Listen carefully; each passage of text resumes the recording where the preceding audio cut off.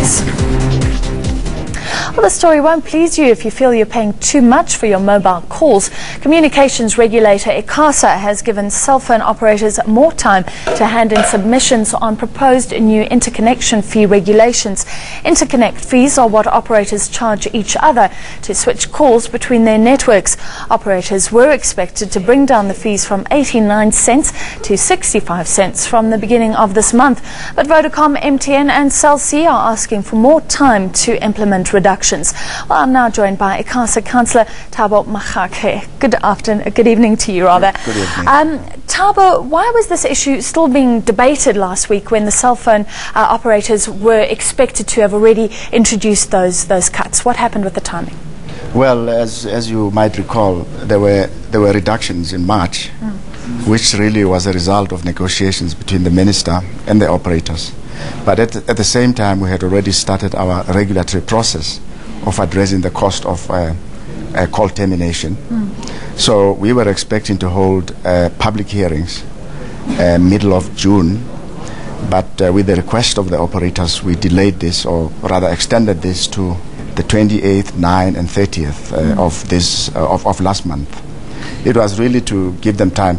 Mind you, this is a very intrusive policy. It's one of the major policies or rather regulations or measures that the authority will take.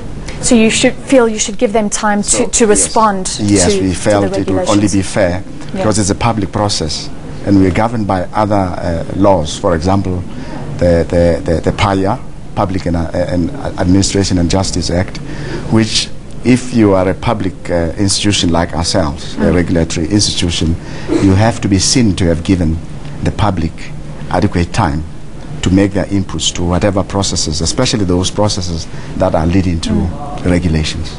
That will have an impact on them. Sure. You're now giving the cell phone operators more time. They have until Friday to hand in their submissions. Are you backing down on this issue? Are you going soft, perhaps bowing to pressure from the cell phone operators? Not at all. You know, a public process, you can never really be dogmatic about it, because we want to make sure that at the end of the process there's balance. You have had all the arguments and counter-arguments. Now, on this occasion, what is important is that as this is going to have a financial impact on the operators, we needed to meet with them on a one-to-one basis. We'll still have to firm up on that next week when we meet on Monday. As we have rightly pointed out, we've given them up to Friday to give us more information. That information will be more of confidential information, mainly financial information. Then after that, we'll have a chat with them to test whether what they were arguing is really going to have the impact that we're talking about.